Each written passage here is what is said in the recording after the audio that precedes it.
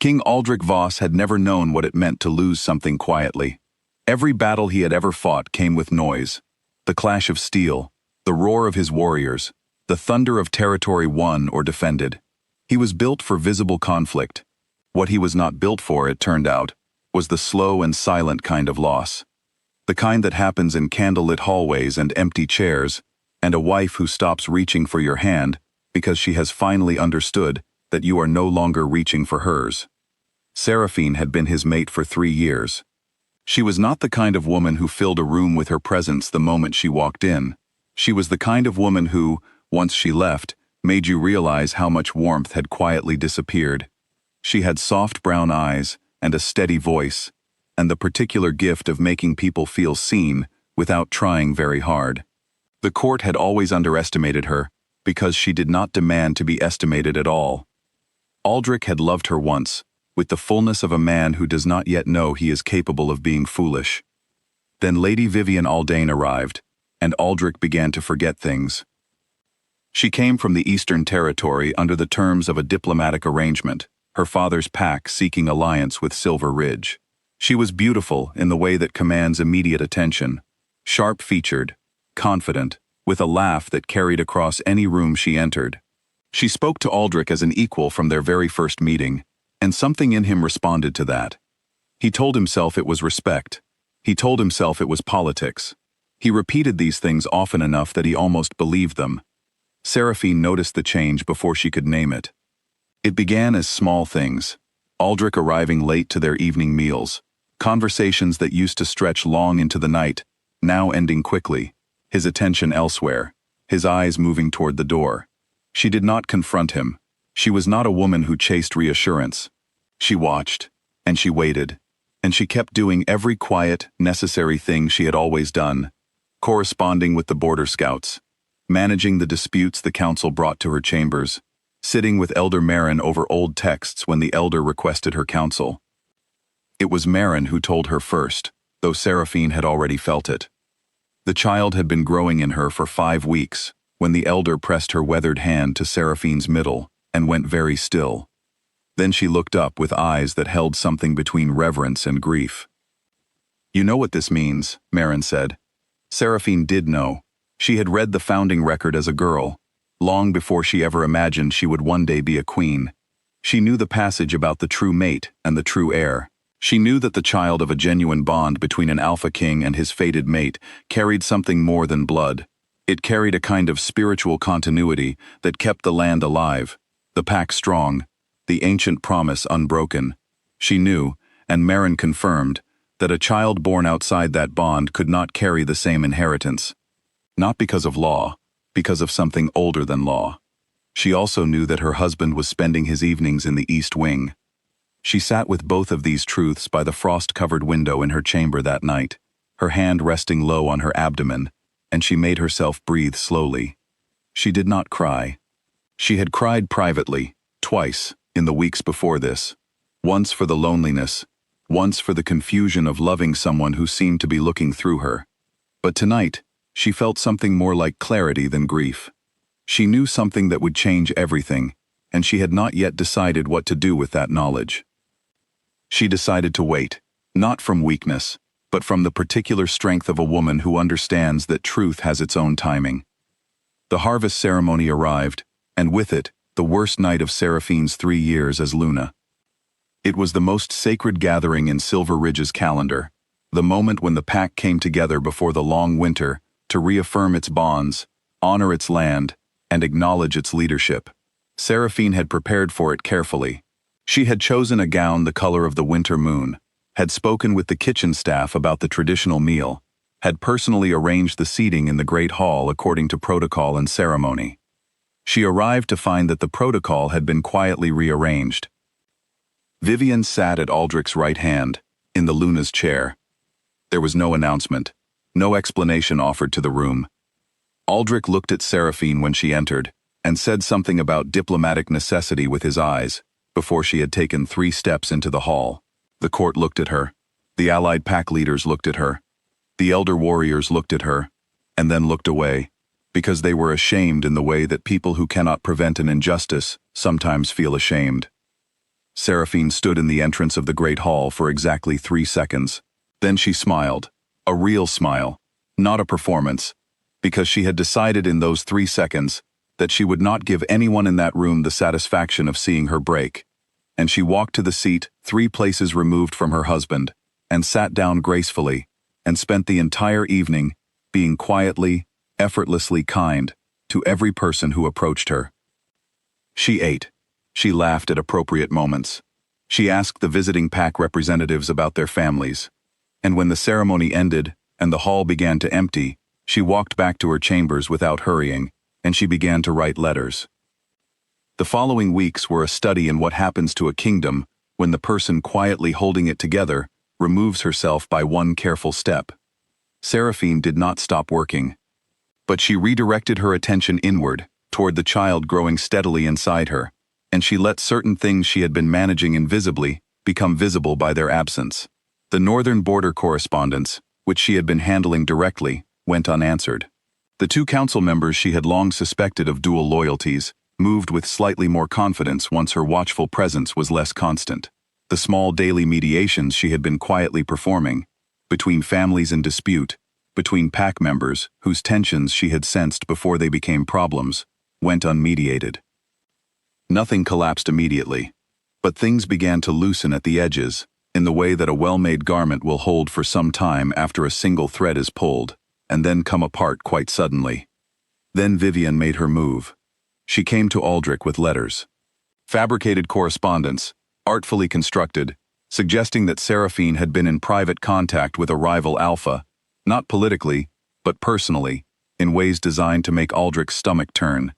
Vivian presented these documents with a look of reluctant concern, the expression of someone delivering painful news out of loyalty rather than malice. Aldrich looked at the letters for a long time. He did not fully believe them, but he did not fully disbelieve them either. And that gap, that small and terrible space between certainty and doubt, was all Vivian needed to plant something that would be very difficult to uproot. He went to Seraphine in the morning, and he was cold in the way that people are cold when they are trying to appear rational rather than hurt. He spoke to her in front of 2 council members, which was the cruelest part, because it stripped away the privacy that even the most difficult conversation between 2 people who share a bed deserves. He spoke about the letters. He spoke about correspondence. He used careful, measured words that nonetheless accused her of the one thing she had never once done, which was to be disloyal to him. Seraphine listened to all of it. Her face was very calm. She had learned, across 3 years of palace life, the difference between the calm that comes from not caring and the calm that comes from caring so deeply that you cannot afford to let it show in a room with witnesses. This was the second kind. When Aldrich finished, she looked at him for a moment that felt much longer than it was. "When you are ready to remember who I am to you," she said, "I will be easier to find than you deserve." Then she turned and walked out. She went to the warden's cottage, an ancient outpost at the far edge of the kingdom's protected lands, traditionally available to the Luna for periods of spiritual retreat. She did not leave the kingdom. She did not dissolve the bond. She packed simply, told no one except Elder Marin where she was going, and went somewhere quiet to wait and to think and to take care of the secret she was still carrying alone. The kingdom responded almost immediately, though no one understood the cause at first. 3 of the pack's strongest warriors became ill within the same week, a thing that had not happened in living memory. The river, which had been rising steadily for months in a way no one had thought much about, began to drop. The northern border situation, the one Seraphine had been quietly managing through her correspondence, became something requiring the full council's emergency attention, and it became clear, in the process of addressing that crisis, that 2 council members had been providing information to parties outside the kingdom, Vivian's family specifically. Aldrich sat in his council chamber one evening, after a meeting that had resolved nothing and made everything worse, and he looked at the empty chair that Seraphine used to occupy during sessions she was never officially required to attend but always did, because she was, quietly and without any title for it, the most politically perceptive person in the room. He thought about the river rising. He thought about the warriors healing faster than expected from injuries over the past several months, something he had noticed but not examined. He thought about the crops.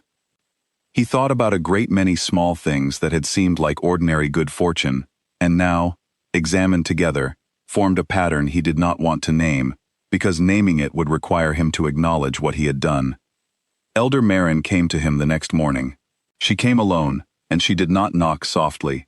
She placed the founding record on the table between them, and sat without being invited to sit, and looked at him with the expression of a very old woman who has long since lost interest in softening difficult things for powerful men. She read him the passage. Not quickly, not with any particular drama. She read it the way you read something important to someone who has been willfully not reading it themselves. Aldrich listened. When she finished, the room was very quiet. "How long?" he asked. "Since before the harvest ceremony," Maren said. He sat with that for a moment. 5 weeks before the harvest ceremony, she had been carrying their child, the kingdom's true heir, the living sign of the bond he had been publicly disrespecting, for all of those weeks. She had known, she had said nothing, not as a weapon and not as a bargaining piece, but because she was Seraphine, and she did not use the truth as ammunition, even when she had every right to. He was on his horse within the hour. He rode alone, with no escort and no announcement. The warden's cottage was half an hour from the palace at a steady pace. He rode it faster than that, and then stood at the gate for much longer than necessary, because he was, in a way he had not been since childhood, genuinely frightened. Not of rejection exactly, more of the specific pain of standing before someone you have wronged and being truly seen by them in your wrongness, with nowhere to hide behind title or authority or careful words. The door opened before he knocked. Seraphine stood in the doorway in simple clothes, her hair loose around her shoulders, and she looked at him the way she had always looked at him, clearly, without performance, without the flattering distortion of either anger or longing. She simply looked at him. His eyes moved to her hand. She had not realized she was holding herself that way again, the way she always did now without thinking, her palm resting low against herself. She watched him understand. The King of Silver Ridge, who had not knelt before any living person since his coronation, lowered himself to one knee, in the frost outside the cottage door. He did not give a speech. He said her name. Just her name, the way he used to say it in the first year of their bond, when it still felt like something he was grateful to be allowed to say. Seraphine stood in the doorway for a long moment. The wind moved through the trees at the edge of the property. Somewhere behind her, a fire was going in the cottage's small hearth. She stepped back and opened the door wider. "Come in," she said. "There is something you need to know. And then, there is a great deal of work we both have to do." He came in. She told him about the child. She told him what Maren had said, and what the founding record held, and what it meant for the kingdom they were both responsible for. She spoke without softening it, and without using it to punish him, which was harder than it sounds, because she was human, and she was tired, and part of her had wanted, for a brief and uncharitable moment, to let him feel the weight of what he had almost destroyed. But she was also still herself, and she understood that rebuilding required both of them to look forward from the same direction. Aldrich listened to everything. He did not interrupt. When she was finished, he was quiet for a moment, and then he said, "I was wrong, not confused, not misled. Wrong. I need you to know, I understand that clearly." She nodded. That was what she had needed to hear. Not a speech, not a list of reasons, just his own recognition, plainly stated. Vivian's removal from Silver Ridge came quietly, through diplomatic channels, once the full evidence of her family's conduct with the council became documented and undeniable. There was no scene. There was no punishment beyond the natural consequence of being firmly and permanently excluded from a table she had briefly sat at under false pretenses. Aldrich addressed his council and his people. He made no excuses. He named what he had done, accepted responsibility for the instability it had caused, and turned his attention to repairing it. Seraphine's place was restored, her seat, her title, the acknowledgement, finally spoken aloud in the hall where it should have been spoken long before. The pregnancy was announced at the winter solstice. Elder Maren stood before the gathered kingdom and spoke about what the old texts confirmed. The child was the true heir, carried by the true Luna, and the land already knew it. The river rose to its highest level in 40 years that following spring. And on the morning their daughter was born, Aldrich stood by the window in the room where Seraphine lay resting, and held the child in his arms in the pale winter light. The same window. The frost on the glass. The same view that Seraphine had looked out at alone, on the night she had known everything, and said nothing, and decided, quietly, not to beg. He understood then, what he had nearly let go. Not the kingdom, though that too. Not the heir, though that also.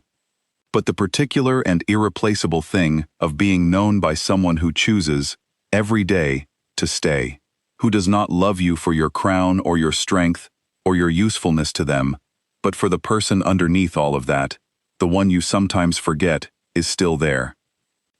He understood it fully, too late, and just in time. Outside, the river ran high and clear and cold, and the land held its people gently, the way it always had when the bond at its center was whole.